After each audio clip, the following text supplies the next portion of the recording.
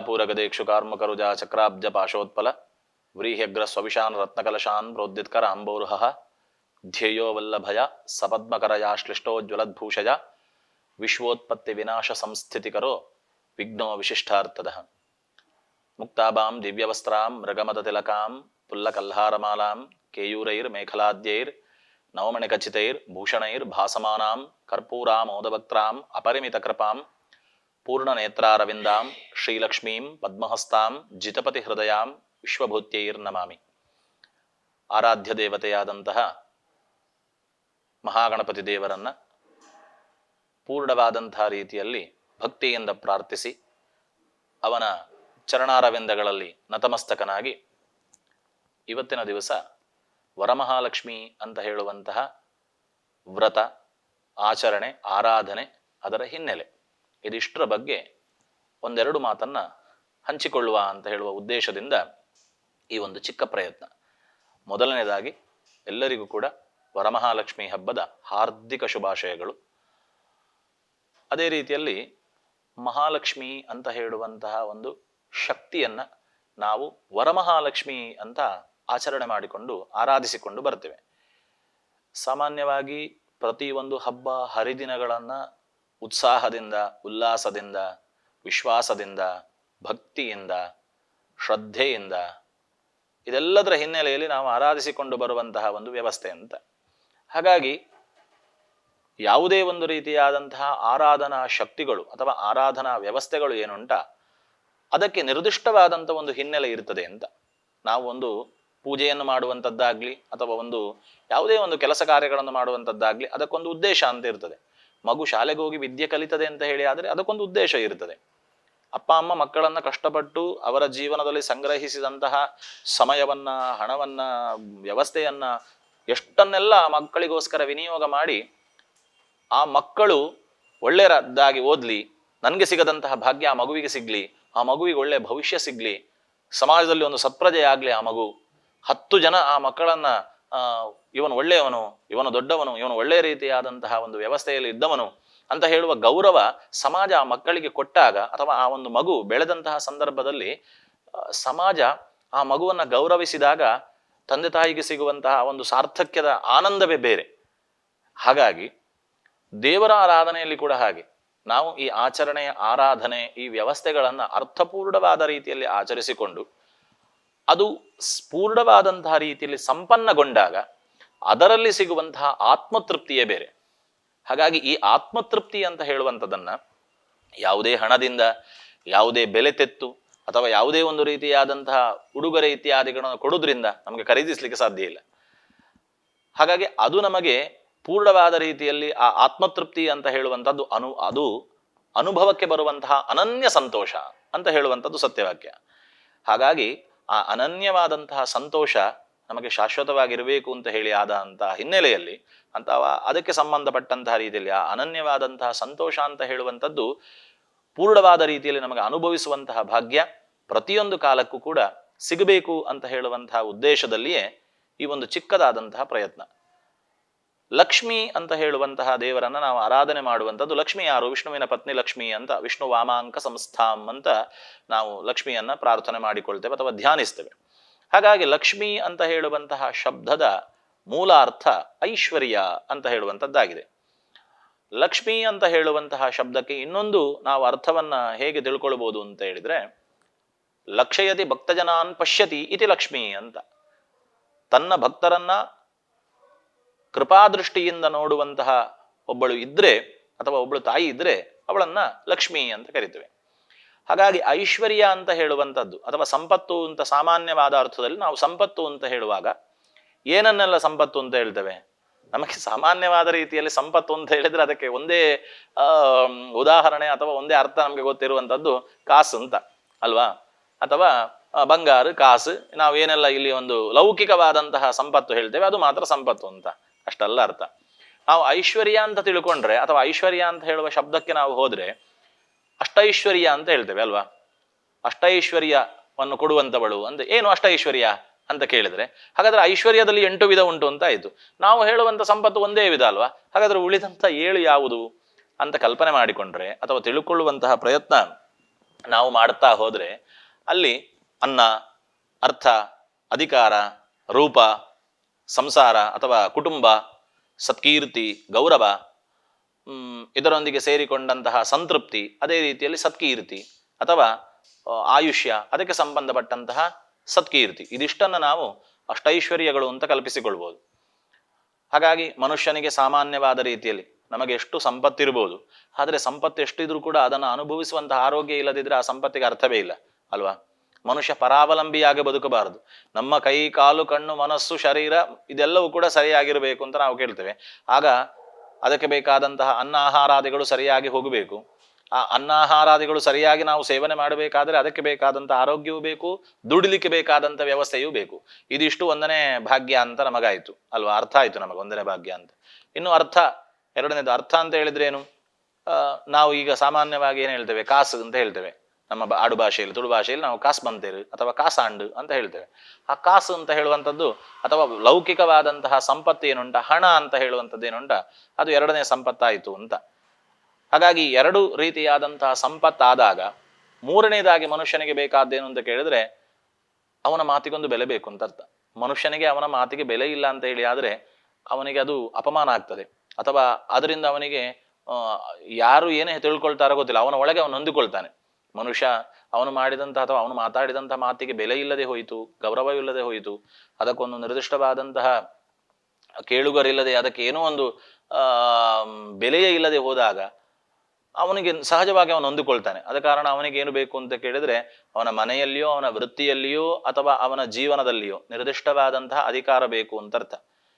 ಹಾಗಾಗಿ ಈ ಪ್ರತಿಯೊಂದನ್ನ ಹಿಂದೆನೆಯಲ್ಲಿ ಈ 8 ಭಾಗ್ಯಗಳನ್ನು ಕೂಡ ನಾವು ಈಗ ನಾನು ಆಗ ಹೇಳಿದ ಹಾಗೆ ಪ್ರತಿಯೊಂದನ್ನು ವಿವರಿಸ್ತಾ ಹೋದ್ರೆ ತುಂಬಾ ಆಗ್ತದೆ.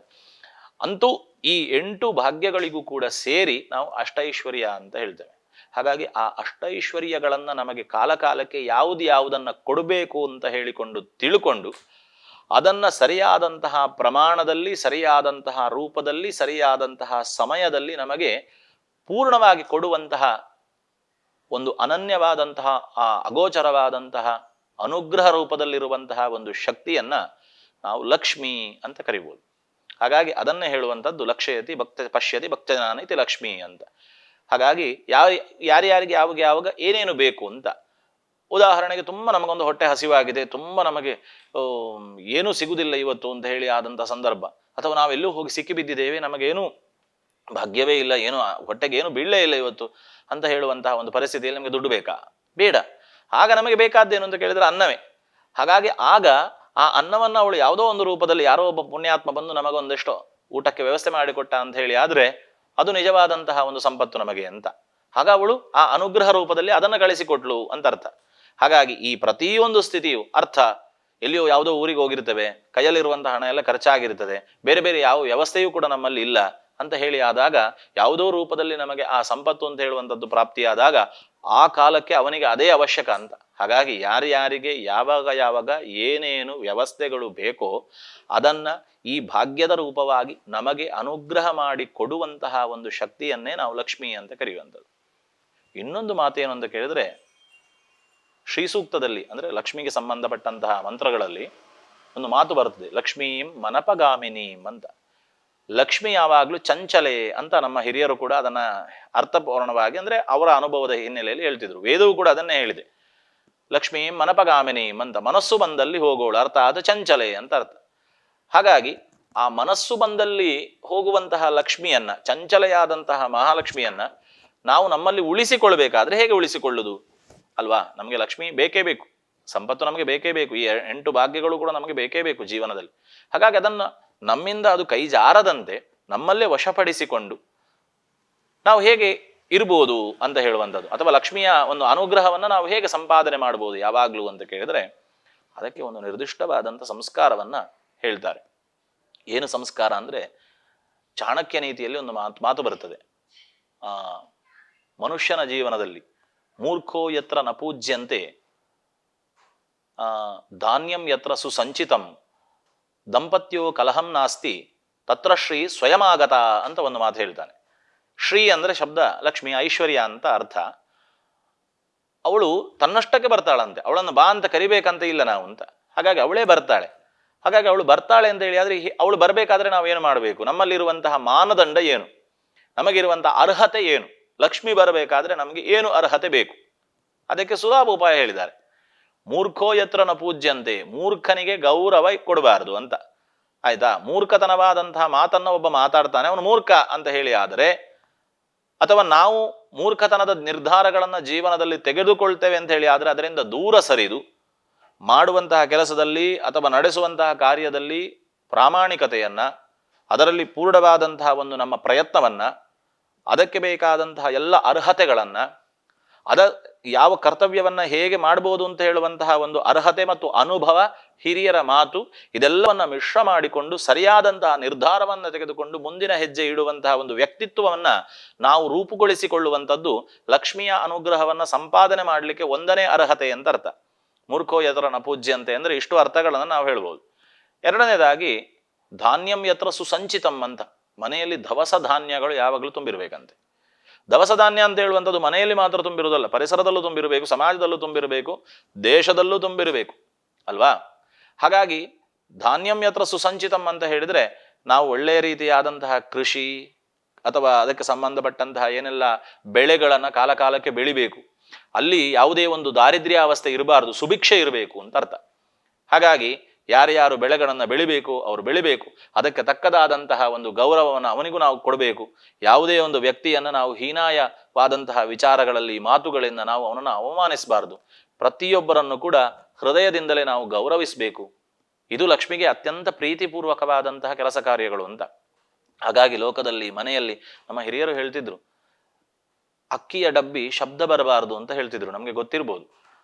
ಅರಿತ್ತ ಡಬ್ಬಿದ ಶಬ್ದ ಬರಬಲ್ಲಿ ಮಾರಾಯ್ತಿ ಅಂತ ಹೇಳ್ತಿದ್ರು. ಯಾಕಂತ ಕೇಳಿದ್ರೆ ಅದು ಕೆಳಗಡೆ ಹೋದಾಗ ಮಾತ್ರ ಆ ಸೇರೋ ಅಥವಾ ಪಾವೋ ಏನೋ ಒಂದಿತ್ತು ನಮ್ಮ ಹತ್ರ. ಹಾಗಾಗಿ ಇವತ್ತು ಸಹ ಅದರಲ್ಲಿ ನಾವು ಅಕ್ಕಿ ತೆಗಿತೇವೆ ಅಳತೆ ಪೂರ್ವಕವಾಗಿ. ಆ ತೆಗೆಯುವ ಸಂದರ್ಭದಲ್ಲಿ ಅದು ಆ ಪಾತ್ರೆಗೆ ತಾಗಿ ಶಬ್ದ ಮಾಡಬಾರದು ಅಂತ ಹೇಳ್ತಾರೆ. ನಮ್ಮ ಹಿರಿಯರು ಬೈತಾ ಇದ್ರು, ಏನು ಆ ಪಾತ್ರೆ ಶಬ್ದ ಮಾಡಿದ ಕೂಡಲೇ ನಮ್ಗೆ ಬೈತಾ ಇದ್ರು. ಇನ್ನೊಂದೇನು ಅಂತ ಕೇಳಿದ್ರೆ, ನನ್ನ ಅನುಭವದಲ್ಲಿ ನಾನು ಕಲ್ತದ್ದೇನು ಅಂತ ಕೇಳಿದ್ರೆ, ಮುಂಚೆ ದೇವರಿಗೆ ನೈವೇದ್ಯ ಮಾಡ್ತಾ ಇದ್ದೇವೆ ನಾವು. ಆ ದೇವರಿಗೆ ನೈವೇದ್ಯ ಮಾಡಿದಾದಾಗ ನೈವೇದ್ಯದ ಪಾತ್ರೆಯ ಸೌಟ್ ಇರ್ತದೆ. ಆ ಸೌಟಿನಲ್ಲಿ ಅಂಟಿಕೊಂಡಂತ ಅನ್ನವನ್ನ ನಾವು ಕೈಯನ್ನ ತೊಳೆದು ಅದನ್ನ ಚಂದ ಮಾಡಿ ಒರೆಸಿ ಅದರಲ್ಲಿ ಸೇರಿಸಿಕೊಳ್ಬೇಕು ಹೊರತು ಪಾತ್ರೆಗೆ ಕುಟ್ಟಬಾರದು ಅಂತ. ಅನ್ನದ ಪಾತ್ರೆ ಕುಟ್ಟಬೇಡಿ ಅಂತ ಹೇಳ್ತಿದ್ರು. ಯಾಕಂದ್ರೆ ಅದು ಐಶ್ವರ್ಯದ ಒಂದು ಸಂಕೇತ ಅಂತ. ಹಾಗಾಗಿ ಇದೆಲ್ಲ ಕಲ್ತುಕೊಂಡು ಬರುವಂತ ವಿಚಾರಗಳು. ಧಾನ್ಯಂ ಯತ್ರ ಸುಸಂಚಿತಂ, ದಂಪತ್ಯೋ ಕಲಹಂ ನಾಸ್ತಿ. ಇವತ್ತು ಸಮಾಜದಲ್ಲಿ ಇರುವಂತಹ ದೊಡ್ಡ ಸಮಸ್ಯೆ ಅದು ನಮಗೆ ಅಲ್ವಾ? ನಮ್ಮಲ್ಲಿ ಆ ಏಕತೆ ಅಂತ ಹೇಳುವಂಥದ್ದು, ಅನ್ಯೋನ್ಯತೆ ಅಂತ ಹೇಳುವಂಥದ್ದು ನಮ್ಮಲ್ಲಿ ಭಾರಿ ಕಮ್ಮಿ ಆಗ್ತಾ ಉಂಟು. ಇವತ್ತು ಸಮಾಜದಲ್ಲಿ ಏನಂತ ಕೇಳಿದ್ರೆ, ಗಂಡನಷ್ಟಕ್ಕೆ, ಹೆಂಡತಿ ಅಷ್ಟಕ್ಕೆ, ಈ ರೀತಿ ಪರಸ್ಪರ ಆ ಪ್ರೀತಿ ವಿಶ್ವಾಸದ ಅನ್ಯೋನ್ಯತೆಯ ದಾಂಪತ್ಯ ನಮ್ಮಲ್ಲಿ ಭಾರಿ ಕಮ್ಮಿ ಆಗ್ತಾ ಉಂಟು. ಹಾಗಾಗಿ ಆ ಅನ್ಯೋನ್ಯತೆ ಅಂತ ಹೇಳುವಂತಹ ದಾಂಪತ್ಯ ಯಾವಾಗ ಒಟ್ಟಿಗಿರ್ತದ, ದಂಪತಿ ಅಂತ ಹೇಳುವ ಶಬ್ದವನ್ನ ಸಂಸ್ಕೃತದಲ್ಲಿ ವಿಂಗಡಣೆ ಮಾಡ್ಲಿಕ್ಕೆ ಆಗುದಿಲ್ಲ. ಯಾಕೆ ವಿಂಗಡಣೆ ಮಾಡ್ಲಿಕ್ಕೆ ಆಗುದಿಲ್ಲ ಅಂತ ಹೇಳಿದ್ರೆ, ಅದು ಎರಡು ಒಟ್ಟಿಗೆ ಇರುವಂಥದ್ದು ಅಂತ. ನಾವು ಲಕ್ಷ್ಮಿಯ ಆರಾಧನೆ ಮಾಡುವಾಗ ಅಲ್ಲಿ ಮುಖ್ಯವಾಗಿ ನಾವು ತಿಳ್ಕೊಳ್ಬೇಕೇನು ಅಂತ ಕೇಳಿದ್ರೆ, ನಾರಾಯಣನ ಸ್ಮರಣೆಯೊಂದಿಗೆ ಲಕ್ಷ್ಮಿಯನ್ನ ಆರಾಧನೆ ಮಾಡಬೇಕು. ಇಲ್ಲ ಅಂತ ಹೇಳಿ ಆದ್ರೆ ತತ್ಸರ್ವಂ ನಿಷ್ಫಲಂ ಪ್ರೋಕ್ತಂ ಲಕ್ಷ್ಮೀ ಕೃಧ್ಯತಿ ಸರ್ವದಾ ಅಂತ ಹೇಳಿದ್ದಾರೆ.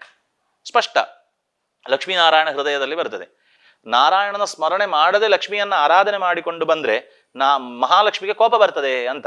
ಅಂದ್ರೆ ಯಾವಾಗಲೂ ವಿಷ್ಣುವಿನಿಂದ ಅಗಲಿಕೆ ಇರದೇ ಇರುವಂತಹವಳು ಲಕ್ಷ್ಮಿ ಅಂತ.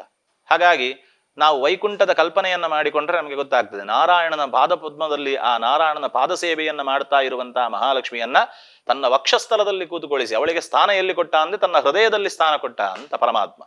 ಹಾಗಾಗಿ ಆ ಮಹಾಲಕ್ಷ್ಮಿಯನ್ನ ತನ್ನ ಪತ್ನಿಯಾದವಳನ್ನು ಎಲ್ಲಿಡಬೇಕಂತೆ ಯಜಮಾನ, ಅವ ಹೃದಯದಲ್ಲಿಡಬೇಕು ಅಂತ. ಲಕ್ಷ್ಮೀನಾರಾಯಣ ಹೃದಯದಲ್ಲಿ ಒಂದು ದಾಂಪತ್ಯ ಜೀವನಕ್ಕೆ ಸಂಬಂಧಪಟ್ಟ ಹಾಗೆ ಲಕ್ಷ್ಮೀನಾರಾಯಣರನ್ನ ಉದಾಹರಿಸಿ ಒಂದು ಶ್ಲೋಕವನ್ನ ಹೇಳ್ತಾರೆ. ನಾರಾಯಣಸ್ಯ ಹೃದಯೇ ಭವತೀಯತಾಸ್ತೆ ನಾರಾಯಣೋಪಿ ತವಹೃತ್ ಕಮಲೇಯತಾಸ್ತೆ ನಾರಾಯಣಸ್ತ್ವಮಪಿ ನಿತ್ಯ ಮುಭೌ ತಥೈವ ತೌತಿಷ್ಠದಾಂ ಹೃದಿ ಮಮಾಪಿ ದಯಾವತಿ ಶ್ರೀಹಿ ಅಂತ. ಆ ಮಹಾಲಕ್ಷ್ಮಿಯಲ್ಲಿ ಐಶ್ವರ್ಯ ದೇವತೆಯಲ್ಲಿ ಏನು ಕೇಳಬೇಕು ಅಂತ ಕೇಳಿದ್ರೆ, ನಾರಾಯಣನ ಹೃದಯದಲ್ಲಿ ಮಹಾಲಕ್ಷ್ಮಿಯು, ಮಹಾಲಕ್ಷ್ಮಿಯ ಹೃದಯದಲ್ಲಿ ನಾರಾಯಣನು ಪರಸ್ಪರ.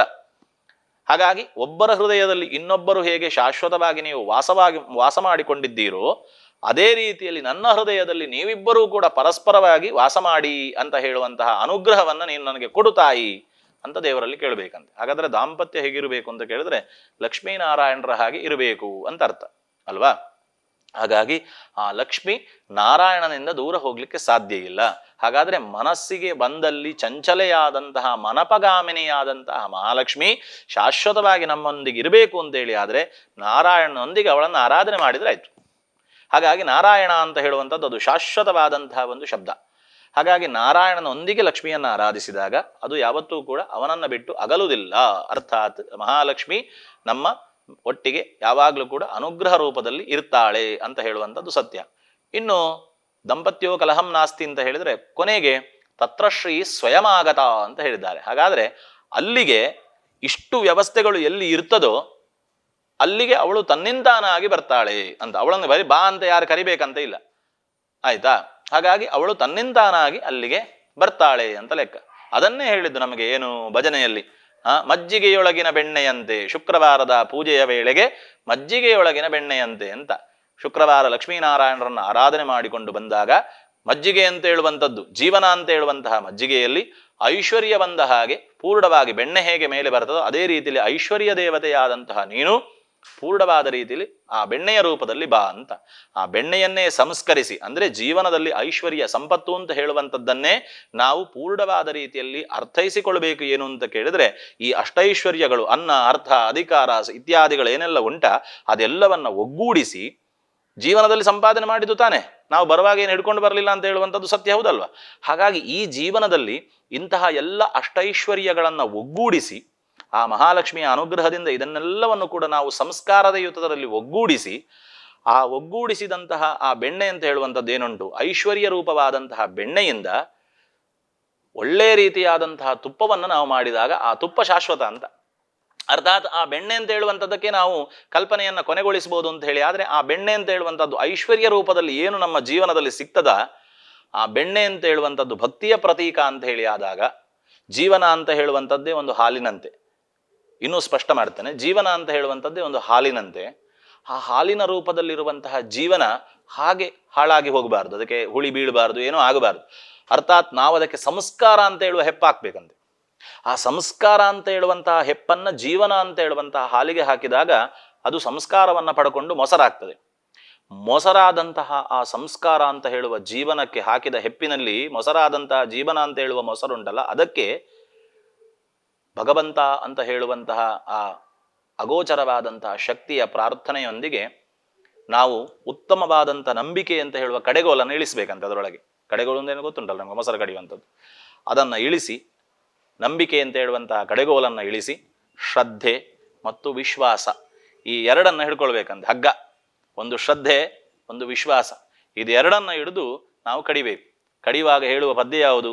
ಭಾಗ್ಯದ ಲಕ್ಷ್ಮೀ ಬಾರಮ್ಮ ಅಂತ ಹೇಳುವಂಥದ್ದು. ಆ ಭಾಗ್ಯದ ಲಕ್ಷ್ಮೀ ಬಾರಮ್ಮ ಅಂತ ಹೇಳಿ ಅದನ್ನ ಕಡದಾಗುವಾಗ ಅದರೊಳಗೆ ಉತ್ಪತ್ತಿಯಾಗಿ ಬರುವಂತಹ ಬೆಣ್ಣೆ ಉಂಟಲ್ವ, ಅದುವೇ ಐಶ್ವರ್ಯ ಅಂತ. ಹಾಗಾಗಿ ಆ ಉತ್ಪತ್ತಿಯಾಗಿ ಬರುವಂತಹ ಐಶ್ವರ್ಯ ಸ್ವರೂಪದ ಬೆಣ್ಣೆಗೆ ಇನ್ನೊಂದು ಹೆಸರೇ ಭಕ್ತಿ ಅಂತ.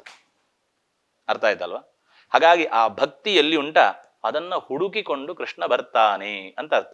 ಅರ್ಥಾತ್ ಜೀವನದಲ್ಲಿ ಧರ್ಮ ಮಾರ್ಗದಲ್ಲಿ ಅರ್ಥ ಅಂದ್ರೆ ಸಂಪತ್ತನ್ನು ಸಂಪಾದಿಸಿ ಬೇಕಾದಂಥ ಎಲ್ಲ ಭೋಗ ಭಾಗ್ಯ ಇತ್ಯಾದಿಗಳನ್ನು ಅನುಭವಿಸ್ತಾ ಸತ್ಯ ಧರ್ಮ ನ್ಯಾಯ ನಿಷ್ಠೆಯಲ್ಲಿ ಅದನ್ನೆಲ್ಲವನ್ನು ಕೂಡ ಪೂರೈಸಿಕೊಳ್ತಾ ಭಗವಂತನ ಪರಮಪದವನ್ನ ಜೀವನದ ಪ್ರತಿಯೊಂದು ಹಂತದಲ್ಲಿಯೂ ಕೂಡ ಬೇಕಾದ ಎಲ್ಲವನ್ನ ಅನುಭವಿಸಿ ಭಗವಂತನ ಪರಮಪದವನ್ನ ನಾವು ಪಡ್ಕೊಂಡೆವು ಅಂತೇಳಿ ಆದ್ರೆ ಅದು ಮೋಕ್ಷ. ಹಾಗಾಗಿ ಈ ಧರ್ಮಾರ್ಥ ಕಾಮ ಮೋಕ್ಷ ಅಂತ ಹೇಳುವಂತಹ ಪುರುಷಾರ್ಥ ಚತುಷ್ಟಯಗಳನ್ನ ನಮಗೆ ಸರಿಯಾದ ಪ್ರಮಾಣದಲ್ಲಿ ಅನುಗ್ರಹ ಮಾಡಿ ಪಾಲಿಸಿ ಪೋಷಿಸುವಂತಹ ಆ ಒಂದು ಐಶ್ವರ್ಯ ರೂಪಿಯಾದಂತಹ ದೇವತೆಯನ್ನೇ ಲಕ್ಷ್ಮಿ ಅಂತ ನಾವು ಕರಿತೇವೆ. ಹಾಗಾಗಿ ಇಂತಹ ಲಕ್ಷ್ಮಿ ಇದನ್ನೆಲ್ಲವನ್ನು ಕೂಡ ನಮಗೆ ಕೊಡು ಅಂತ ಹೇಳುವಂತಹ ಅರ್ಥಪೂರ್ಣವಾದಂತಹ ಒಂದು ಆಚರಣೆಯ ಹಿನ್ನೆಲೆಗೆ ಆ ಒಂದು ವ್ಯವಸ್ಥೆಗೆ ನಾವು ವರಮಹಾಲಕ್ಷ್ಮಿ ಅಂತ ನಾವು ಕರಿತೇವೆ ಅಲ್ವಾ? ಅವಳನ್ನೇ ವರಮಹಾಲಕ್ಷ್ಮಿ ಅಂತ ನಾವು ಕರಿತೇವೆ. ಲಕ್ಷ್ಮಿ ನಮಗೆ ಆ ರೀತಿಯಾದಂಥ ವರವನ್ನ ಕೊಡು ಅಂತ ಹೇಳಿ ಕೇಳುವಂಥ ಒಂದು ಉದ್ದೇಶ ಅಲ್ವಾ?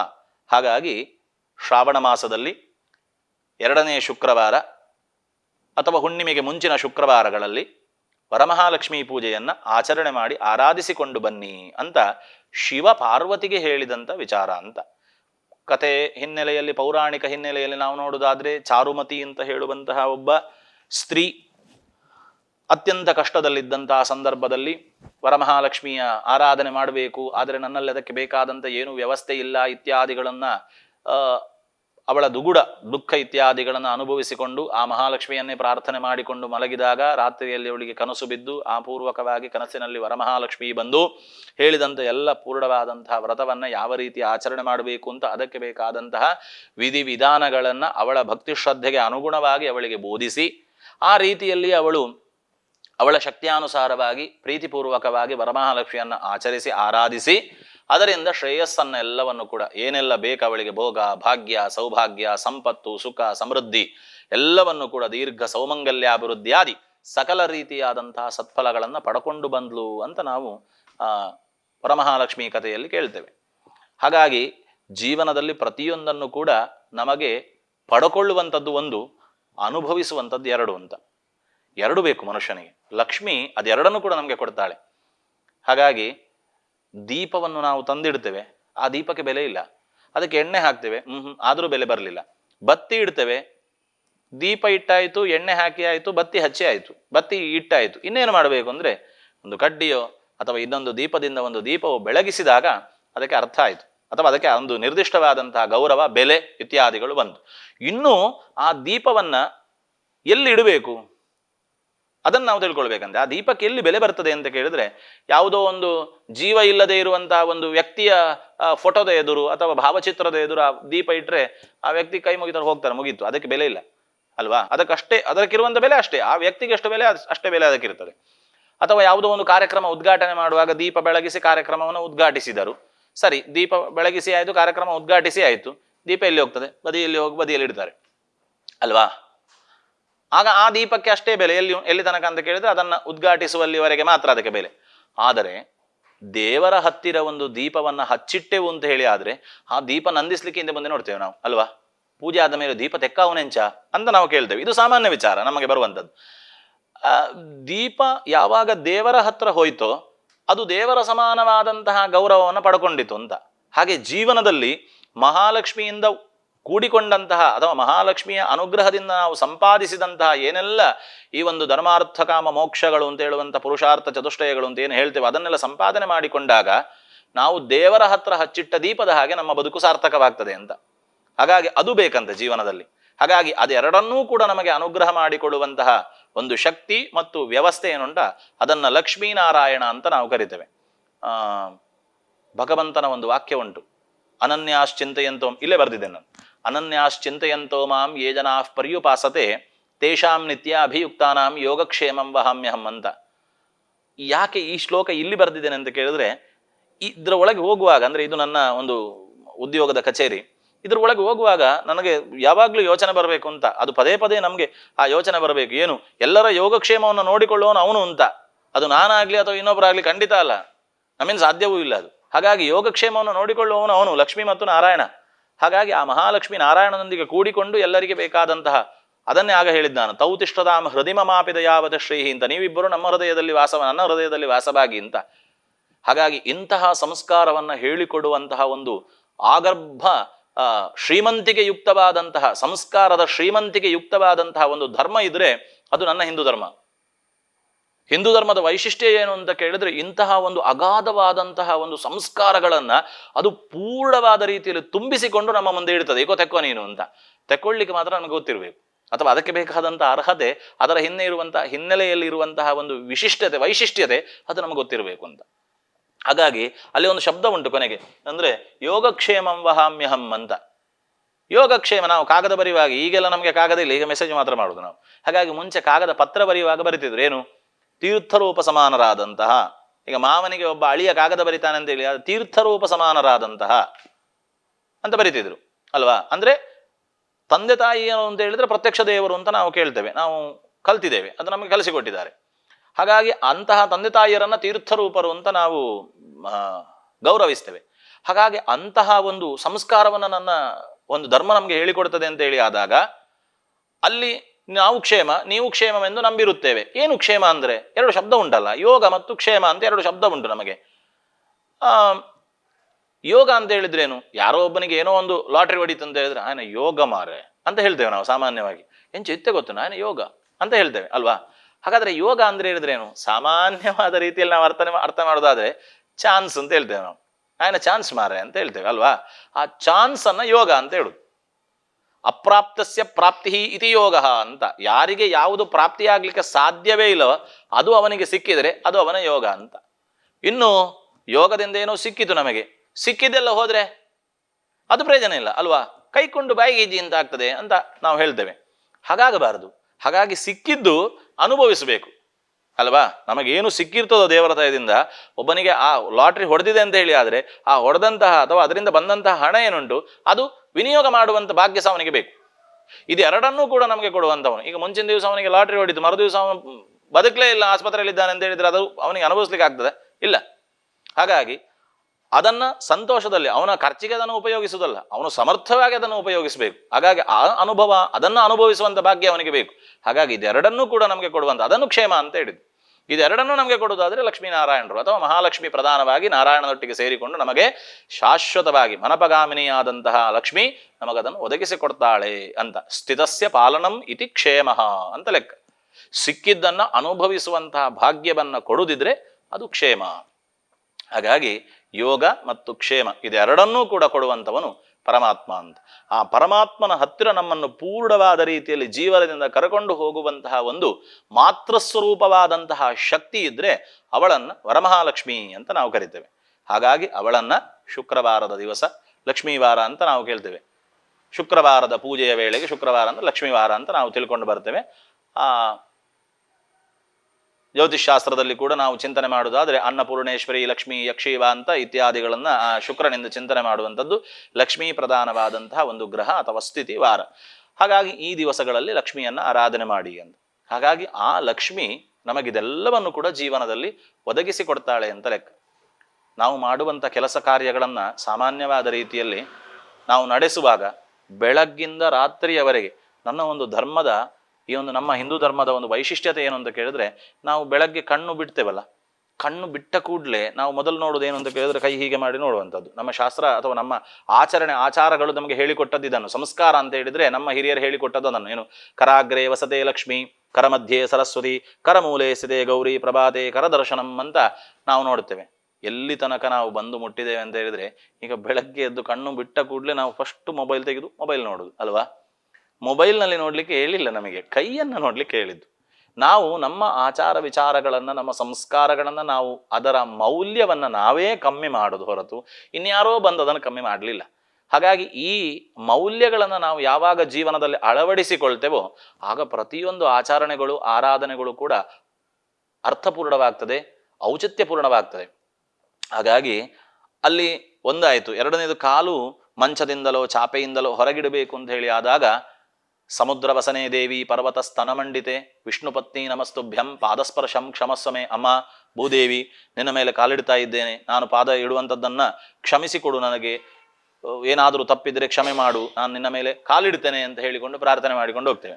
ಹಲ್ಲುಜ್ಜಿ ಸ್ನಾನ ಮಾಡುವ ಗಂಗೆ ಚ ಯಮುನೆ ಚೈವ ಗೋದಾವರಿ ಸರಸ್ವತಿ ನರ್ಮದೆ ಸಿಂಧು ಕಾವೇರಿ ಜಲೇಸ್ಮಿನ್ ಸನ್ನಿಧಿಂಕುರು. ಒಂದಾದರೂ ಗಂಡು ಹೆಸರು ಬಂತ ಅಲ್ಲಿ? ಇಲ್ಲ ಅಲ್ವಾ? ಲಕ್ಷ್ಮಿ, ಗೌರಿ, ಸರಸ್ವತಿ, ಭೂದೇವಿ, ಗಂಗೆ ಚ ಯಮುನೆ ಚೈವ ಗೋದಾವರಿ ಸರಸ್ವತಿ ನರ್ಮದೆ ಸಿಂಧು ಕಾವೇರಿ ಎಲ್ಲರೂ ಕೂಡ ಆ ನೀರಿನಲ್ಲಿ ಪೂರ್ಣವಾದ ರೀತಿಯಲ್ಲಿ ಇರಲಿ ಪ್ರಾರ್ಥನೆ ಮಾಡಿಕೊಂಡು ಬರ್ತೇವೆ.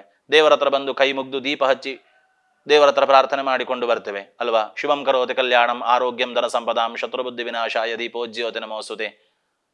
ದೀಪವನ್ನು ಹಚ್ಚಿ ದೇವರನ್ನ ಪ್ರಾರ್ಥನೆ ಮಾಡಿಕೊಂಡು ಕೈ ಮುಗಿದು ಬರ್ತೇವೆ.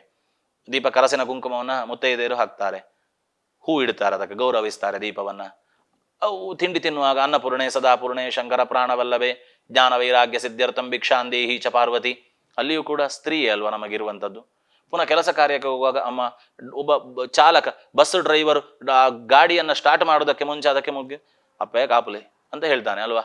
ಯಾವುದೇ ಒಂದಿದ್ರು ಅಲ್ಲಿ ಏನನ್ನ ಪ್ರಾರ್ಥನೆ ಮಾಡ್ತೇವೆ ಅಂದ್ರೆ ಸ್ತ್ರೀ ಪ್ರಧಾನವಾದಂತಹ ಶಕ್ತಿಯನ್ನ ಪ್ರಾರ್ಥನೆ ಮಾಡಿಕೊಳ್ತೇವೆ. ಇದೆಲ್ಲ ಈ ಪ್ರತಿಯೊಂದು ಆಚರಣೆ ಆರಾಧನೆಯ ಹಿನ್ನೆಲೆಯಲ್ಲಿ ನಮ್ಮ ಹಿಂದೂ ಸಂಸ್ಕೃತಿಯಲ್ಲಿ ಇರುವಂಥದ್ದು ಏನು ಅಂತ ಕೇಳಿದ್ರೆ ಸ್ತ್ರೀಯೇ ಪ್ರಧಾನ ಅಂತ. ಯಾವಾಗ ನಾರಾಯಣ ಲಕ್ಷ್ಮಿಯೊಟ್ಟಿಗೆ ಸೇರಿರ್ತಾನೋ ಆಗ ನಾರಾಯಣ ಪ್ರಧಾನನಾಗ್ತಾನೆ ಅಂತ. ಲಕ್ಷ್ಮಿಯೊಟ್ಟಿಗೆ ಸೇರಲೇಬೇಕು.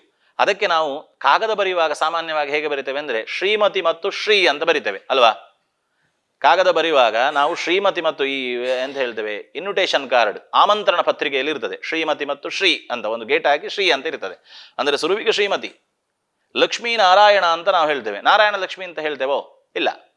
ಉಮಾಮಹೇಶ್ವರ ಅಂತ ಹೇಳ್ತೇವೆ, ಶಚಿ ಪುರಂದರ ಅಂತ ಹೇಳ್ತೇವೆ, ವಾಣಿ ಹಿರಣ್ಯಗರ್ಭ ಅಂತ ಹೇಳ್ತೇವೆ. ಎಲ್ಲದರಲ್ಲೂ ಸುರುವಿಗೆ ಇರುವಂಥದ್ದು ಸ್ತ್ರೀಯೇ. ಹಾಗಾಗಿ ನಮಗೆ ಸುರುವಿನ ದೇವತೆ ಅಮ್ಮನೇ ಅಲ್ವಾ? ಹಾಗಾಗಿ ಕಣ್ಣು ಬಿಟ್ಟಾಗ ನಮ್ಮ ಕಣ್ಣಿನ ಬಿಂಬದಲ್ಲಿ ಬಿದ್ದ ಮೊದಲ ಚಿತ್ರ ನಮ್ಮ ಅಮ್ಮಂದೇ, ಬೇರೆ ಯಾರ್ದು ಬೀಳಲಿಕ್ಕೆ ಸಾಧ್ಯ ಇಲ್ಲ ಅಲ್ಲಿ.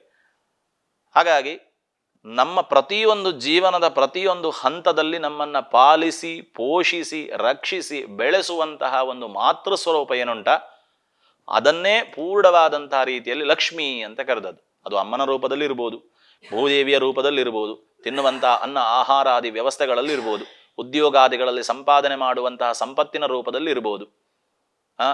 ಪ್ರಪಂಚ ದೇಶ ಭಾರತ ಅಂತ ಜನನಿ ಜನ್ಮಭೂಮಿಶ್ಚ ಅಂತ ಭೂದೇವಿಯನ್ನು ನಾವು ನಮ್ಮ ಈ ನೆಲವನ್ನು ಸಂಸ್ಕೃತಿಯನ್ನು ನಾವು ಭಾರತ ಮಾತೆ ಅಂತ ಅವಳನ್ನು ಗೌರವಿಸ್ತೇವೆ. ಈ ನೆಲ ಜಲ ಪರಿಸರ ಇತ್ಯಾದಿಗಳಿಗೆ ನಾವು ಪೂರ್ಣವಾಗಿ ನಮ್ಮನ್ನೇ ನಾವು ಅರ್ಪಿಸಿಕೊಳ್ಳುವಂತಹ ಒಂದು ಸಂಸ್ಕಾರವನ್ನು ನಮ್ಮ ಹಿರಿಯರು ನಮಗೆ ಕಲಿಸಿಕೊಟ್ಟಿದ್ದಾರೆ. ಹಾಗಾಗಿ ಇದೆಲ್ಲ ಏನು ಅಂತ ಕೇಳಿದ್ರೆ ಇದೆಲ್ಲರ ಹಿನ್ನೆಲೆಯಲ್ಲಿರುವಂಥದ್ದು ಮಾತೃಸ್ವರೂಪ ಅಂತ.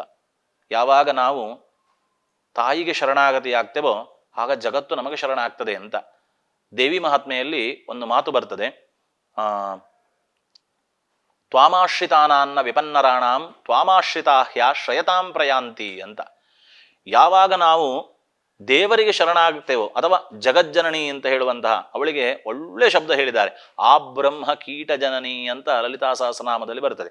ಅಂದ್ರೆ ಚಿಕ್ಕದಾದಂಥ ಒಂದು ಕೀಟದಿಂದ ಹಿಡಿದು ಒಂದು ಪತಂಗದಿಂದ ಹಿಡಿದು ಬ್ರಹ್ಮಾಂಡದವರೆಗೆ ಇರುವಂತಹ ಎಲ್ಲ ವಸ್ತುಗಳಿಗೆ, ಎಲ್ಲ ಚರಾಚರ ವಸ್ತುಗಳಿಗೆ ಜನನಿ ಅಂದ್ರೆ ತಾಯಿಯ ಸ್ವರೂಪದಲ್ಲಿರುವವಳು ಅಂತ. ಎಂಥ ಒಂದು ಕಲ್ಪನೆ ಅಂತ ನಮ್ಗೆ ಎಂತ ಹೇಳ್ತೇವೆ, ಮೈ ನವಿರೆ ಹೇಳ್ತೇವೆ, ನಮ್ಗೆ ಅಷ್ಟು ರೋಮಾಂಚನ ಆಗ್ತದೆ. ಹಾಗಾದ್ರೆ ಎಷ್ಟು ಒಳ್ಳೆಯದಾದಂಥ ಒಂದು ಸಂಸ್ಕಾರವನ್ನು ನಮ್ಮ ಹಿರಿಯರು ನಮ್ಗೆ ಹೇಳಿಕೊಟ್ಟಿದ್ದಾರೆ.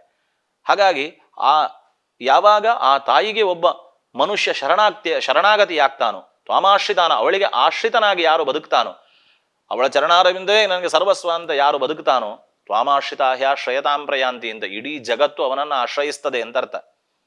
ಹಾಗಾಗಿ ನಾವು ವರಮಹಾಲಕ್ಷ್ಮಿ ಅಂತ ಹೇಳುವ ರೂಪದಲ್ಲಿ ಅವಳನ್ನ ಆರಾಧಿಸಿಕೊಂಡು ಬರೋದ್ರಿಂದ, ಮಾತೃದೇವತೆಯಾಗಿ ಅವಳನ್ನ ಆರಾಧನೆ ಮಾಡಿಕೊಂಡು ಬರೋದ್ರಿಂದ ಜಗತ್ತು ನಮಗೆ ಶರಣಾಗತಿ ಅಂತ ಅರ್ಥ. ಅಥವಾ ಜಗತ್ತಿನಲ್ಲಿ ನಮಗೆ ಬೇಕಾದಂತಹ, ಎಲ್ಲರೂ ನಾನು ಹೇಳಿದ ಕೇಳ್ತಾರೆ ಅಂತ ಅರ್ಥ ಅಲ್ಲ, ಜಗತ್ತಿನಲ್ಲಿ ನನ್ನ ಮಾತಿಗೆ ಅಥವಾ ಪ್ರತಿಯೊಬ್ಬ ವ್ಯಕ್ತಿ ಏನಿರ್ತಾನೋ ಅವನ ಗೌರವ ಅಂತ ಹೇಳುವಂಥದ್ದು, ಅವನ ವ್ಯವಸ್ಥೆ, ಅವನ ಉದ್ಯೋಗ, ಅವನ ಜೀವನ, ಅವನ ಬದುಕು, ಇದಕ್ಕೆಲ್ಲದಕ್ಕೂ ಕೂಡ ನಿರ್ದಿಷ್ಟವಾದಂಥ ಒಂದು ಅರ್ಥ ಸಿಗುವಂತೆ ಅನುಗ್ರಹಿಸ್ತಾಳೆ, ವರ ಕೊಡ್ತಾಳೆ. ಆದ ಕಾರಣವೇ ಅವಳನ್ನು ವರಮಹಾಲಕ್ಷ್ಮಿ ಅಂತ ಕರೀತಾರೆ. ಹಾಗಾಗಿ ಇದು ಎರಡು. ಇನ್ನೇನು ಅಂತ ಕೇಳಿದ್ರೆ ಮನುಷ್ಯನಲ್ಲಿ ಮುಖ್ಯವಾಗಿ ಬೇಕಾದ, ಇದೆಲ್ಲ ನಮಗೆ ಸಂಬಂಧಪಟ್ಟದ್ದಾಯಿತು.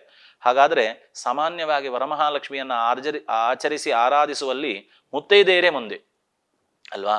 ಇವತ್ತು ನಾವೇನು ಮಾಡ್ತೇವೆ ಅಂತ ಕೇಳಿದ್ರೆ, ನಮಗೆ ಲಕ್ಷ್ಮಿಯ ಒಂದು ಸ್ವರೂಪ ಬರದಿದ್ರೆ ಅಥವಾ ಲಕ್ಷ್ಮಿಯ ಒಂದು ಬಿಂಬ, ಫೋಟೋ, ಚಿತ್ರ, ಮಂಡಲ ಇತ್ಯಾದಿಗಳಿಲ್ಲದಿದ್ರೆ ನಮಗಲ್ಲಿ ಏಕಾಗ್ರತೆ ಅಂತ ಹೇಳುವಂಥದ್ದು ಬರುವುದಿಲ್ಲ. ಹಾಗಾಗಿ ಆ ಏಕಾಗ್ರತೆ ಬರಲಿಕ್ಕೋಸ್ಕರವಾಗಿ ನಾವೇನೆಲ್ಲ ಮಾಡ್ತೇವೆ ಅಂತ ಹೇಳಿದ್ರೆ, ಕಲಶ ಇಡ್ತೇವೆ, ಅದಕ್ಕೆ ಸರಿಗೆ ಸಿಕ್ಕಿಸ್ತೇವೆ, ಸೀರೆ ಸುತ್ತಿಸ್ತೇವೆ, ಕೈ ಕಾಲು ಎಲ್ಲ ಮಾಡ್ತೇವೆ, ಮುಖ ಮಾಡ್ತೇವೆ, ಕಿರೀಟ ಮಾಡ್ತೇವೆ, ಎಲ್ಲ ಮಾಡಿಕೊಂಡು ಅವಳನ್ನು ಆರಾಧನೆ ಮಾಡ್ತೇವೆ. ಯಾಕೆ? ಆ ಮಹಾಲಕ್ಷ್ಮಿ ಅಂತ ಹೇಳುವಂಥವಳನ್ನು ಹೇಗಿದ್ದಾಳೆ ಅಂತ ನಮ್ಮ ಮನಸ್ಸಿನಲ್ಲಿ ಒಂದು ಕಲ್ಪನೆ ಉಂಟಲ್ವಾ?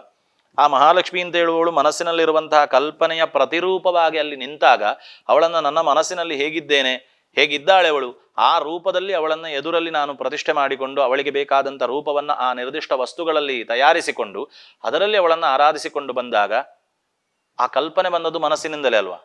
ಹಾಗಾದ್ರೆ ಆ ಸಂಸ್ಕಾರ ಅಂತ ಹೇಳುವಂಥದ್ದು ಸಿಗುವಂಥದ್ದು ಮನಸ್ಸಿಗೆ ಅಲ್ವಾ? ಹೊರಗೆ ಬಾಕಿದಕ್ಕೆ ಇನ್ನೊಂದಕ್ಕೆ ಸಿಗುವಂಥದ್ದು ಮತ್ತೆ ಅಲ್ವಾ? ಹಾಗಾದ್ರೆ ಆ ಪೂಜೆ ಪುರಸ್ಕಾರಾದಿಗಳು ನಿಜವಾಗಿ ಮನುಷ್ಯನಿಗೆ ಸಿಗುವಂಥದ್ದು ಎಲ್ಲಿಗೆ ಸಂಸ್ಕಾರ ಅಂತ ಕೇಳಿದ್ರೆ ಮನಸ್ಸಿಗೆ ಅಂತ ಹೇಳುವಂಥದ್ದು ನಿಸ್ಸಂಶಯ. ನಮಗೆ ಬೇಜಾರಾಯಿತು ಅಂತ ಹೇಳಿದ್ರೆ ಎಲ್ಲಿಗೆ ಬೇಜಾರಾಗುದು? ಕೈಗೆ, ಕಾಲಿಗೆ, ಕಣ್ಣಿಗೆ ಎಲ್ಲ ಬೇಜಾರಾಗುದಿಲ್ಲ. ಬೇಜಾರಾಗುದು ಮನಸ್ಸಿಗೆ. ಸಂತೋಷ ಆಯಿತು ಹೇಳ್ತೇವೆ, ಎಲ್ಲಿಗೆ ಸಂತೋಷ ಆಗುದು? ಅದು ಮನಸ್ಸಿಗೆ. ಹಾಗಾದ್ರೆ ನಿಜವಾದಂತಹ, ಆಗ ನಾನೊಂದು ಮಾತು ಹೇಳಿದೆ, ಆತ್ಮತೃಪ್ತಿ ಅಂತ. ಹಾಗಾಗಿ ಆತ್ಮತೃಪ್ತಿ ಅಂತ ಹೇಳುವಂಥದ್ದು ಮುಖ್ಯವಾಗಿ ಎಲ್ಲಿಗೆ ಸಂಬಂಧಪಟ್ಟದ್ದು ಅಂದ್ರೆ ಅದು ಮನಸ್ಸಿಗೆ ಸಂಬಂಧಪಟ್ಟದ್ದು.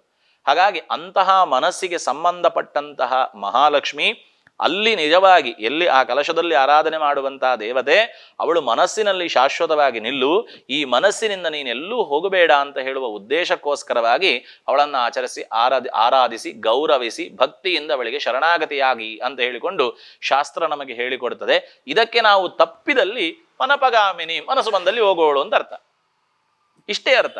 ಹಾಗಾಗಿ ಆ ಮನಸ್ಸಿಗೆ ಬಂದಲ್ಲಿ ಹೋಗುವಂತಹ ಮಹಾಲಕ್ಷ್ಮಿಯನ್ನು ನಾವು ಮನಸ್ಸಿನ ಒಳಗೆ ಕೂತುಕೊಳಿಸಬೇಕಾದ್ರೆ ನಾರಾಯಣನೊಂದಿಗೆ ಅವಳನ್ನು ಆರಾಧಿಸಿ, ದಂಪತಿಗಳು ಸೇರಿಕೊಂಡು ಅವಳನ್ನು ಆರಾಧಿಸಿ ಅಂತ ಹೇಳುವಂಥದ್ದು. ಇಂತಹ ಮಹಾಲಕ್ಷ್ಮಿಯಿಂದ ಸೌಭಾಗ್ಯಾದಿಗಳು, ಅರಶಿನ ಕುಂಕುಮ, ದೀರ್ಘವಾದಂತಹ ಆ ಸೌಮಂಗಲ್ಯಾಭಿವೃದ್ಧಿಗಳು, ಇದನ್ನೆಲ್ಲವನ್ನು ಕೂಡ ಅವಳು ನನಗೆ ಒದಗಿಸಿಕೊಡ್ತಾಳೆ ಅಂತ.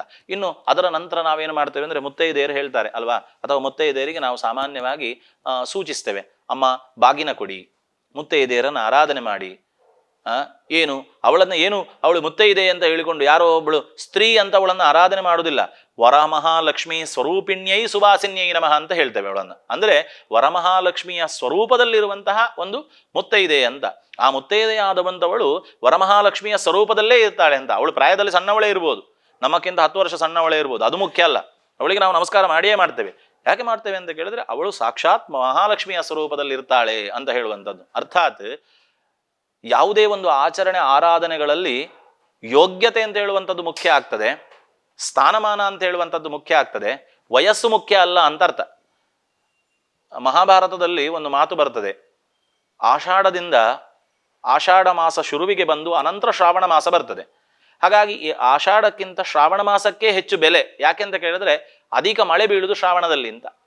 ಹಾಗಾಗಿ ಯಾವಾಗ ವ್ಯಕ್ತಿ ಯೋಗ್ಯತೆಯನ್ನು ಸಂಪಾದನೆ ಮಾಡಿಕೊಳ್ತಾನೋ, ಅರ್ಹತೆಯನ್ನು ಸಂಪಾದನೆ ಮಾಡಿಕೊಳ್ತಾನೋ, ಅವನ ಜೀವನದಲ್ಲಿ ಅರ್ಹತೆ ಯೋಗ್ಯತೆಯಿಂದ ಅವನ ಜೀವನದಲ್ಲಿ ಮೇಲೆ ಏರ್ತಾನೋ, ಮಹಾಲಕ್ಷ್ಮಿಯ ಅನುಗ್ರಹದಿಂದ ಇದೆಲ್ಲ ಸಂಪಾದನೆ ಮಾಡಿಕೊಳ್ತಾನೋ, ಆಗ ಆ ಜೀವನ ಅಂತ ಹೇಳುವಂಥದ್ದು ಹಲವರಿಗೆ ಮಾನದಂಡವಾಗ್ತದೆ ಅಂತ.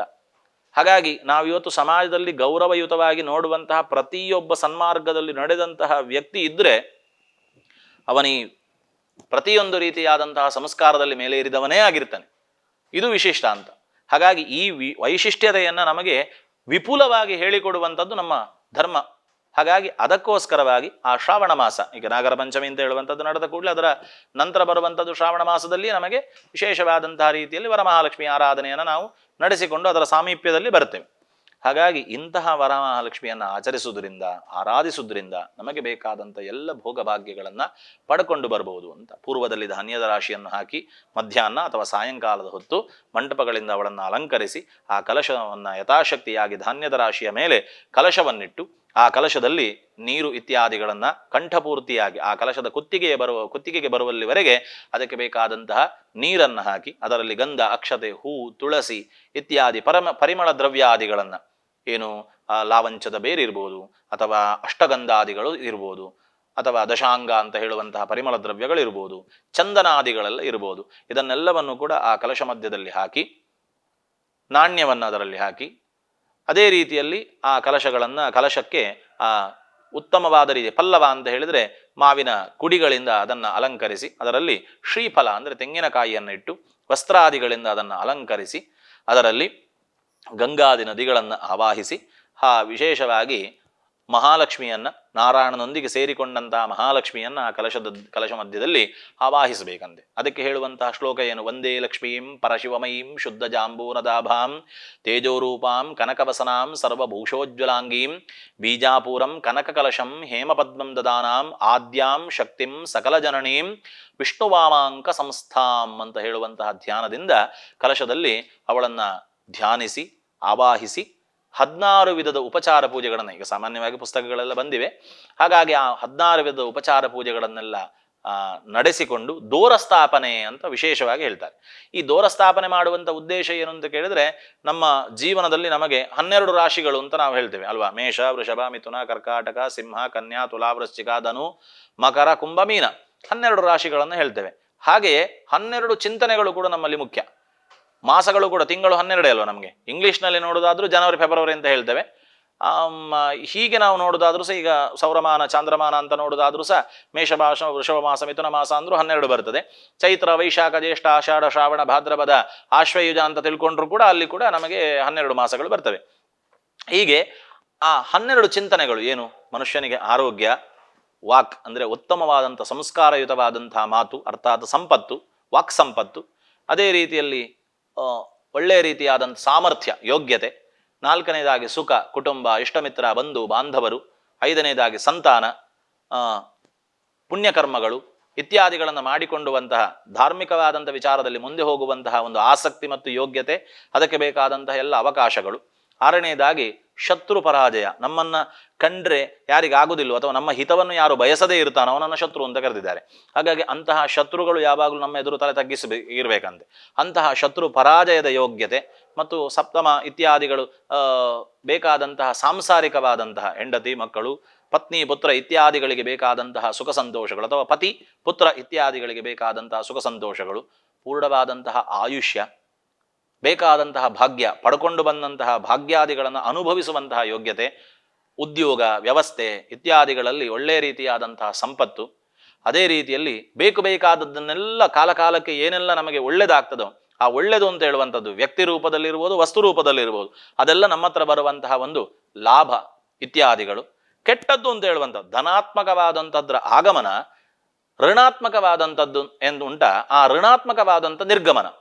ಧನಾತ್ಮಕವಾದಂತಹ ವಿಚಾರ ಮತ್ತು ವ್ಯಕ್ತಿ ವ್ಯವಸ್ಥೆಗಳ ಆಗಮನ, ಋಣಾತ್ಮಕವಾದಂತಹ ವ್ಯಕ್ತಿ ವ್ಯವಸ್ಥೆ ಇತ್ಯಾದಿಗಳ ನಿರ್ಗಮನ. ಇದಿಷ್ಟನ್ನು ನಮಗೆ ಕೊಡು ಅಂತ ಹೇಳುವಂತಹ ಪ್ರಾರ್ಥನೆಯೊಂದಿಗೆ ಆ ದೂರವನ್ನು ನಾವು ಕಟ್ಟಿಕೊಳ್ಳುವಂಥದ್ದು. ದೂರ ಕಟ್ಟಿಕೊಳ್ಳುವ ಉದ್ದೇಶ ಹೀಗೆ. ಹಾಗಾಗಿ ಇಷ್ಟನ್ನು ನಾವು ಕಟ್ಟಿಕೊಂಡು ಅವಳಿಗೆ ಧೂಪದೀಪ ನೈವೇದ್ಯಾದಿಗಳನ್ನು ಅಲಂಕಾರಾದಿಗಳನ್ನು ಮಾಡಿ ಅವಳನ್ನು ಪೂಜಿಸಿ ಅರ್ಘ್ಯ ಪ್ರದಾನಾದಿಗಳನ್ನು ಸಮರ್ಪಿಸಿ ಅವಳನ್ನು ಆರಾಧಿಸಿ ಅವಳ ಹತ್ರ ಪ್ರಾರ್ಥನೆ ಮಾಡಿಕೊಳ್ಬೇಕು. ಅಮ್ಮ, ಎಲ್ಲಿಂದ ಪ್ರಾರ್ಥನೆ ಮಾಡಿಕೊಳ್ಬೇಕಂದ್ರೆ ಇಲ್ಲಿಂದ ಪ್ರಾರ್ಥನೆ ಮಾಡಬಾರ್ದು, ಇಲ್ಲಿಂದ ಪ್ರಾರ್ಥನೆ ಮಾಡಬೇಕು. ದೇವರಲ್ಲಿ ಕೇಳಿಕೊಳ್ಳುವಂಥದ್ದು ಯಾವಾಗಲೂ ದೇವರು ಈ ಭಾಷೆಗೆ ಸಿಗುವುದಿಲ್ಲ ಅಥವಾ ಈ ಭಾಷೆಗೆ ದೇವರು ಸಿಗುವುದಿಲ್ಲ. ಈ ಭಾಷೆ ಬರಬೇಕಾದ್ರೆ ಇದು ಇಲ್ಲಿಂದ ಬರಬಾರದಂತೆ, ಇದು ಇಲ್ಲಿಂದ ಬರಬೇಕು ಅಂತ. ಹಾಗಾಗಿ ಯಾವಾಗ ನಾವು ಭಗವಂತನ ಹೃದಯದಿಂದ ಆರಾಧಿಸಿಕೊಂಡು ಬರ್ತೇವೋ ಆಗಲೇ ನಾನು ಹೇಳಿದ ಹಾಗೆ ನಾರಾಯಣಸ್ಯ ಹೃದಯೇ ಭವತಿ ಯಥಾಸ್ತೆ ಅಂತ. ನಾರಾಯಣ ಹೃದಯದಲ್ಲಿ ಲಕ್ಷ್ಮಿ ಇದ್ದದ್ದು, ಮಂಡೆಯಲ್ಲಿ ಅಥವಾ ತಲೆಯಲ್ಲಿ ಯೋಚನೆಯಲ್ಲಿ ಇದ್ದದ್ದಲ್ಲ. ಹಾಗಾಗಿ ಹೃತ್ಪೂರ್ವಕವಾಗಿ ನಾವು ದೇವರಿಗೆ ನಮಸ್ಕಾರ ಮಾಡುವಾಗ ಹೇಗೆ ಮಾಡ್ತೇವೆ ಅಂತ ಕೇಳಿದ್ರೆ ಹೀಗೆ ಬಂದು ಇಲ್ಲಿ ನಿಲ್ತದಲ್ವ ಕೈ, ಅನಂತರ ನಾವು ನತಮಸ್ತಕ ಅಂತ ಹೀಗೆ ಮೇಲೆ ಕೊಂಡೋಗ್ತೇವೆ. ಹಾಗಾಗಿ ಶುರುವಿಗೆ ಕೈ ಮುಗಿಯುವಂಥದ್ದು ಹೀಗೆ. ಹಾಗಾಗಿ ಈ ಹೃದಯಕ್ಕೆ ಸಂಬಂಧಪಟ್ಟಂತಹ ರೀತಿಯಲ್ಲಿ ಅವಳನ್ನು ನಾವು ಹೃತ್ಪೂರ್ವಕವಾದಂತಹ ಸ್ವಾಗತ ಅಂತ ಹೇಳ್ತೇವೆ ನಾವು, ಅಲ್ವಾ? ವಾಕ್ಪೂರ್ವಕವಾದಂಥ ಸ್ವಾಗತ ಅಂತ ಹೇಳ್ತೇವೆ ಎಲ್ಲಿಯಾದರೂ? ಇಲ್ಲ.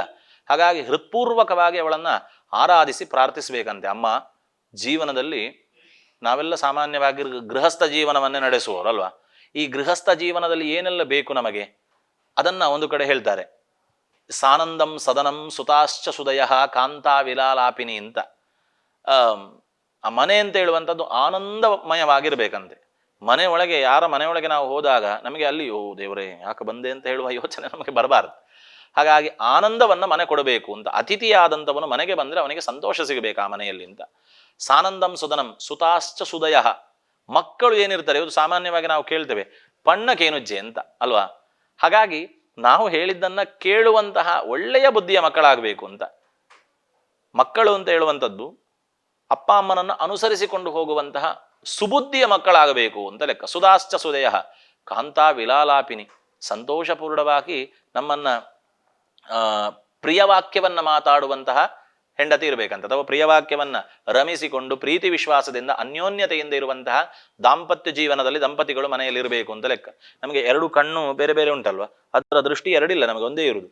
ಹಾಗಾಗಿ ದಂಪತಿಗಳು ಹಾಗಿರಬೇಕಂತೆ, ಎರಡು ಜೀವ ಒಂದು ಮನಸ್ಸು ಅಂತ ಹೇಳುವ ರೂಪದಲ್ಲಿ. ಹಾಗಾಗಿ ಅದಕ್ಕೋಸ್ಕರವಾಗಿ ಆ ದಂಪತಿಗಳು ಹಾಗಿರಬೇಕು ಅಂತ. ಕಾಂತಾ ವಿಲಾಲಾಪಿನಿ. ಇನ್ನು ಇಚ್ಛಾಪೂರ್ತಿ ಧನಂ. ಮನೆಯಲ್ಲಿ ಏನಾದರೂ ಕೆಲಸ ಕಾರ್ಯವನ್ನು ನಾನು ಮಾಡ್ತೇನೆ ಅಂತ ಹೇಳಿ ಆದರೆ ಅದಕ್ಕೆ ಬೇಕಾದಷ್ಟು ಸಂಪತ್ತು ನನಗೆ ಬೇಕು ಅಂತ. ಲೋನು ತೆಗೆಯುವಾಗೆ ಆಗಬಾರ್ದು. ಮನೆಯಲ್ಲಿ ಬೇಕಾದಷ್ಟು ಸಂಪತ್ತು ನನಗೆ ಉಳಿದುಕೊಂಡಿರ್ಬೇಕಂದ್ರೆ ನನ್ನ ವ್ಯವಸ್ಥೆಯಲ್ಲಿ ಅಷ್ಟು ಸಂಪತ್ತಿರಬೇಕು ಅಂತ. ಇಚ್ಛಾಪೂರ್ತಿ ಧನಂ ಸ್ವಯೋಷಿರತಿ. ನಾವೆಲ್ಲರೂ ಪರಸ್ಪರ ಒಬ್ಬನ ಮುಖ ಉತ್ತರ ಒಬ್ಬನ ಮುಖ ದಕ್ಷಿಣ ಅಂತ ಆಗುದಲ್ಲ, ಎಲ್ಲರೂ ಕೂಡ ಅನ್ಯೋನ್ಯತೆಯಿಂದ ಒಗ್ಗಟ್ಟಾಗಿ ಮನೆಯಲ್ಲಿರಬೇಕು ಅಂತ. ಸ್ವಯೋಷಿರತಿ ಸ್ವಾಜ್ಞಾಪರಾಸೆ. ಪರಸ್ಪರ ಪ್ರೀತಿ ವಿಶ್ವಾಸದಿಂದ ದಂಪತಿಗಳು ಮಕ್ಕಳು ಎಲ್ಲರೂ ಕೂಡ ಇಷ್ಟಮಿತ್ರ ಬಂಧು ಬಾಂಧವರು ಮನೆಯೊಳಗಿರಬೇಕು. ಇನ್ನು ಸ್ವಾಜ್ಞಾಪರ ಸೇವಕಾಹ. ಯಜಮಾನ ಏನು ಹೇಳ್ತಾನೋ ಅದನ್ನ ಶಿರಸಾವಹಿಸಿ ನಡೆಸುವಂತಹ ಪ್ರಾಮಾಣಿಕವಾದಂತಹ ಸೇವಕರು ಮನೆಯಲ್ಲಿ ಬೇಕು ಅಂತ. ಅದೇ ರೀತಿಯಲ್ಲಿ ಸ್ವಾಜ್ಞಾಪರ ಸೇವಕಾಹ ಆತಿಥ್ಯಂ ಶಿವಪೂಜನಂ ಪ್ರತಿದಿನಂ.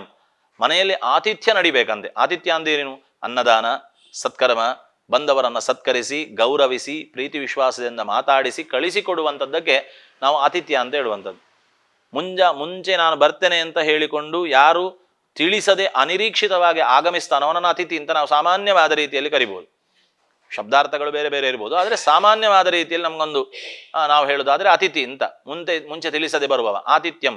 ಅಂಥವನನ್ನು ಸತ್ಕರಿಸುವಂತಹ ಒಂದು ಮನೋಗುಣ ನಮ್ಮಲ್ಲಿ ಬೇಕು ಅಂತ. ಇನ್ನು ಅವನನ್ನು ಕರೆದು ಅವನನ್ನ ಗೌರವಿಸಿ ಪ್ರೀತಿ ವಿಶ್ವಾಸದಿಂದ ಮುಂಚಿನವರು ನಾವು ಹೇಳ್ತಿದ್ದೇವೆ, ಅವರನ್ನು ಕರೆದುಕೊಡುವ ಗೇಟ್ನವರೆಗೆ ಹೋಗಿ ನಾವು ಬಿಟ್ಟು ಬರ್ತಿದ್ದೇವೆ ಅಲ್ವಾ. ಹಾಗಾಗಿ ಅಂತಹ ಒಂದು ಮನೋಸ್ಥಿತಿ ನಮಗೆ ಬೇಕು ಅಂತ. ಆದಿತ್ಯಂ ಶಿವಪೂಜನಂ ಪ್ರತಿದಿನಂ, ಮನೆಯಲ್ಲಿ ನಿತ್ಯ ಸತ್ಕರ್ಮಗಳಾಗಬೇಕಂತೆ.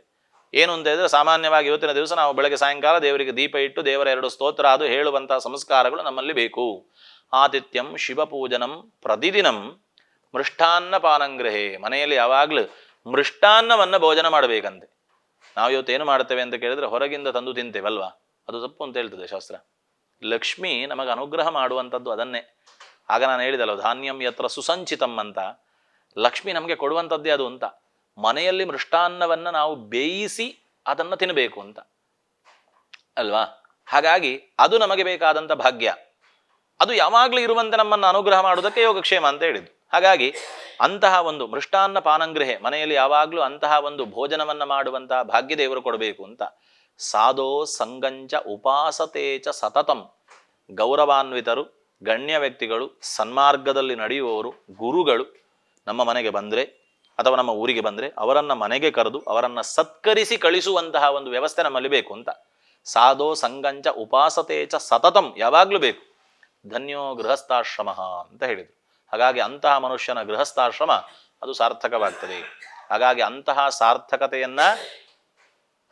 ಸಾರ್ಥಕತೆಯನ್ನು ನಮಗೆ ಕೊಡುವಂತಹ ಒಂದು ವ್ಯವಸ್ಥೆ ಇದ್ದರೆ, ಅಂತಹ ಶಕ್ತಿಯನ್ನ ವರವಾಗಿ ನಮಗೆ ಕೊಡುವಂತಹ ಐಶ್ವರ್ಯ ದೇವತೆ ಇದ್ದರೆ ಅವಳನ್ನ ವರಮಹಾಲಕ್ಷ್ಮಿ ಅಂತ ನಾವು ಕರಿತೇವೆ.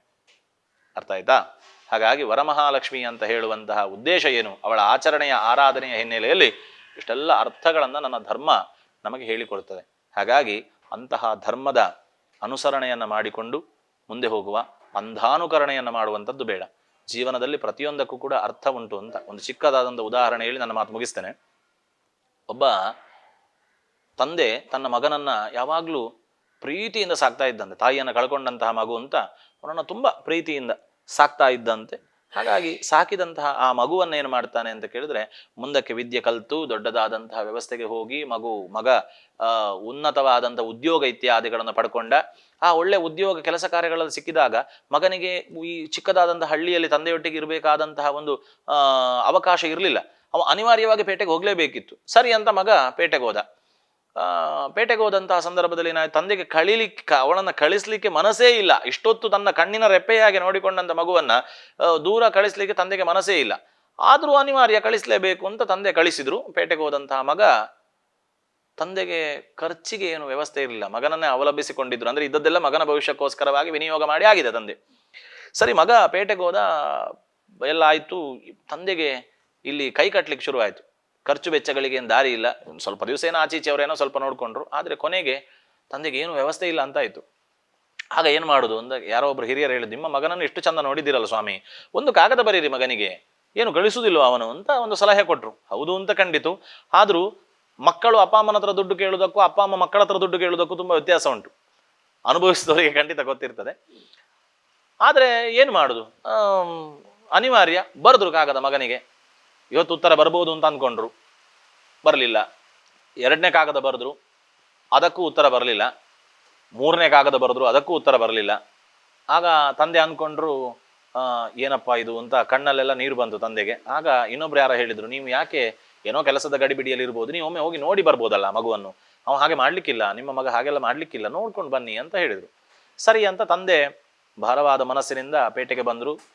ವಿಳಾಸ ಹುಡುಕಿಕೊಂಡು ಬಂದರು, ಅಡ್ರೆಸ್ ಎಲ್ಲ ಹುಡುಕಿಕೊಂಡು ಬಂದರು. ಮಗನ ಮನೆಯನ್ನು ಕಂಡು ಹಿಡಿದ್ರು. ಹೋಗಿ ಮಗನನ್ನ ನೋಡಿದ್ರೆ, ಬಾಗಿಲ್ದು ಕಾಲಿಂಗ್ ಬೆಲ್ ಮಾಡಿದ್ರು. ಮಗ ಬಾಗಿಲು ತೆಗೆದ, ನೋಡಿದ್ರೆ ಅಪ್ಪ ಎದುರು. ಕೂಡಲೇ ಮಗ ನಮಸ್ಕಾರ ಮಾಡಿದ ಅಪ್ಪನಿಗೆ. ಅಪ್ಪ, ನೀವು ಇಲ್ಲಿ ತನಕ ಬಂದ್ರ ಅಂತ. ಅಪ್ಪನಿಗೆ ಖುಷಿ ಆಯ್ತು. ಹಬ್ಬ, ನೀವು ಪುಣ್ಯಾತ್ಮ ನನ್ನನ್ನು ಮರಿಲಿಲ್ಲ ಅಂತ ಆಯ್ತು. ಒಳಗೆ ಹೋದ್ರು. ಎಲ್ಲ ಉಪಚಾರ ಇತ್ಯಾದಿಗಳೆಲ್ಲ ಆಯ್ತು ಅಪ್ಪನಿಗೆ. ಏನಪ್ಪ ಹಾಗೆ ಹೀಗೆ ಎಲ್ಲ ಕೇಳಿ ಎಲ್ಲ ಆಯ್ತು, ಯೋಗಕ್ಷೇಮ ವಿಚಾರಗಳೆಲ್ಲ ಆಯ್ತು. ಕೊನೆಗೆ ಅಪ್ಪ ಹೇಳಿದ್ರು, ನಾನು ನಿನಗೊಂದು ಕಾಗದ ಬರೆದಿದ್ದೆ ಮಾರಾಯ, ಬರ್ಲಿಲ್ವಾ ಅಂತ. 2-3 ಕಾಗದ ಬರ್ದೆ ನಾನು ನಿಂಗೆ, ಬರ್ಲಿಲ್ವಾ? ಬಂದಿದೆ. ಅಲ್ಲ, ನನಗೆ ಮತ್ತೆ ಅವರಿಗೆ ಕೇಳಲಿಕ್ಕೆ ಬಾಯಿ ಬರಲಿಲ್ಲ. ಯಾಕೆ ನನಗೆ ಹಾಗಾದ್ರೆ ದುಡ್ಡು ಕಳಿಸಲಿಲ್ಲ ನೀನು ಅಂತ ಕೇಳಲಿಕ್ಕೆ ಅವರಿಗೆ ಬಾಯಿ ಬರಲಿಲ್ಲ. ಹಾಗಾದ್ರೆ ನಾನು ಅಪ್ಪ ಬಂದಿದೆ ನಿಮ್ಮಿಂದ, 1 ಅಲ್ಲ 3 ಕಾಗದ ಬಂದಿದೆ, ನಾನು ಅದನ್ನು ಎಲ್ಲಿಟ್ಟಿದ್ದೇನೆ ಗೊತ್ತುಂಟಾ ಅಂತ ಕೇಳಿದ. ಎಲ್ಲಿಟ್ಟಿದ್ಯಪ್ಪ, ತೋರಿಸ್ತೇನೆ ಬನ್ನಿ ಅಂತ ಹೇಳಿದ. ಕರ್ಕೊಂಡು ಹೋದ್ರೆ ತಂದೆ ಬರೆದಂತಹ ಕಾಗದವನ್ನ ಮಗ ದೇವರ ಸ್ಟ್ಯಾಂಡಲ್ಲಿ ಇಟ್ಟಿದ್ದಾನೆ ಮಾತ್ರ ಅಲ್ಲ, ಅದನ್ನು ಒಡಿಲೇ ಇಲ್ಲ. ಒಡೆದು ಓದಿದ್ರೆ ಅಲ್ಲ ಒಳಗೆ ಏನುಂಟು ಅಂತ ಗೊತ್ತಾಗುತ್ತೆ. ತಂದೆ ನನ್ನ ಹತ್ರ ಹಣ ಕೇಳಿದ್ದಾರೆ, ಇನ್ನೊಂದು ಮತ್ತೊಂದು, ತಂದೆಗೆ ಹಣದ ಅವಶ್ಯಕತೆ ಉಂಟು ಅಂತ ಗೊತ್ತಾಗೋದು ಆಗಲ್ವಾ? ಅವ್ನು ನೋಡ್ಲೇ ಇಲ್ಲ.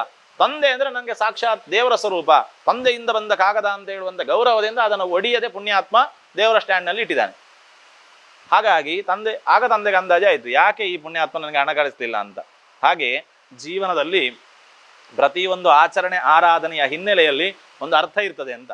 ಅದನ್ನು ಒಡೆದು ಅಂದ್ರೆ ಅದನ್ನು ತೆರೆದು ಅದನ್ನು ನಾವು ನೋಡಿದಾಗ ಜೀವನಕ್ಕೊಂದು ನಿಜವಾದಂತಹ ಸಾರ್ಥಕ್ಯ ಬರ್ತದೆ. ನಾವು ನಡೆಸುವಂತಹ ಆಚಾರಗಳಲ್ಲಿ ಅದು ಅರ್ಥಪೂರ್ಣವಾಗಿ ನಮಗೆ ಒಳ್ಳೆಯ ರೀತಿಯಾದಂಥ ಸಂದೇಶವನ್ನು ನಮಗೂ ನಮ್ಮ ಮಕ್ಕಳಿಗೂ ಮುಂದಕ್ಕೆ ಕೊಡ್ತದೆ ಅಂತ ಹೇಳುವಂಥ ಒಂದು ವ್ಯವಸ್ಥೆ. ಹಾಗಾಗಿ ಈ ಹಿನ್ನೆಲೆಯಲ್ಲಿ ಇಷ್ಟೆಲ್ಲ ವಿಚಾರಗಳನ್ನು ಇವತ್ತು ಹಂಚಿಕೊಂಡಿದ್ದೇನೆ. ಮಾತಾಡಿದ್ರಲ್ಲಿರ್ಬೋದು, ಅಥವಾ ಹೇಳಿದಂಥ ವಿಚಾರಗಳಲ್ಲಿರ್ಬೋದು, ಅಥವಾ ಇನ್ನಿತರವಾದಂಥ ಏನೆಲ್ಲ ನನ್ನ ಮನಸ್ಸಿಗೆ ನನ್ನ ಗುರುಗಳು ಹೇಳಿಕೊಟ್ಟಂತಹ ಏನೆಲ್ಲ ವಿಚಾರಗಳುಂಟು ಅದನ್ನು ನಿಷ್ಪಕ್ಷಪಾತವಾಗಿ ಹಂಚಿಕೊಂಡಿದ್ದೇನೆ. ಏನಾದರೂ ವ್ಯತ್ಯಾಸ ಇದ್ದರೆ ಆರಾಧ್ಯ ದೇವತೆಗಳು ಅದನ್ನೆಲ್ಲ ಕ್ಷಮಿಸಲಿ. ಭಗವಂತನ ಅನುಗ್ರಹದಿಂದ ಯಾರೆಲ್ಲ ವರಮಹಾಲಕ್ಷ್ಮಿಯನ್ನು ಈ ರೀತಿಯಲ್ಲಿ ಆರಾಧನೆಯನ್ನು ಮಾಡಿಕೊಂಡು ಬರುವಂತಹ ಸಂಕಲ್ಪವನ್ನು ಮಾಡಿಕೊಳ್ತಾರೋ, ಅಥವಾ ಯಾರೆಲ್ಲ ಆಸ್ತಿಕ ಬಂಧುಗಳು ಇದ್ದಾರೋ, ನಮ್ಮ ಈ ತುಳುನಾಡಿನ ಎಲ್ಲ ಭಕ್ತರಿಗೂ ಕೂಡ, ಪ್ರಪಂಚದಲ್ಲಿಯೂ ದೇಶದಲ್ಲಿಯೂ ಇರುವಂತಹ ಸಮಸ್ತ ಭಕ್ತರಿಗೂ ಕೂಡ ಆ ದೇವರು ಒಳ್ಳೇದು ಮಾಡಲಿ, ಸಕಲರಿಗೂ ಕ್ಷೇಮ ಉಂಟಾಗಲಿ, ವರಮಹಾಲಕ್ಷ್ಮಿ ಅನುಗ್ರಹಿಸಿ ನಡೆಸಿಕೊಡ್ಲಿ ಅಂತ ಇಷ್ಟದೇವರಲ್ಲಿಯೂ ಅದೇ ರೀತಿಯಲ್ಲಿ ವರಮಹಾಲಕ್ಷ್ಮಿಯಲ್ಲಿಯೂ ಪ್ರೀತಿಪೂರ್ವಕವಾಗಿ ಭಕ್ತಿಯಿಂದ ತಲೆ ತಗ್ಗಿಸಿ ಪ್ರಾರ್ಥಿಸಿ ನನ್ನ ಎರಡು ಮಾತನ್ನು ಮುಗಿಸ್ತೇನೆ. ಮಹಾಗಣಪತಿಯಾರ್ಪಣಮಸ್ತು.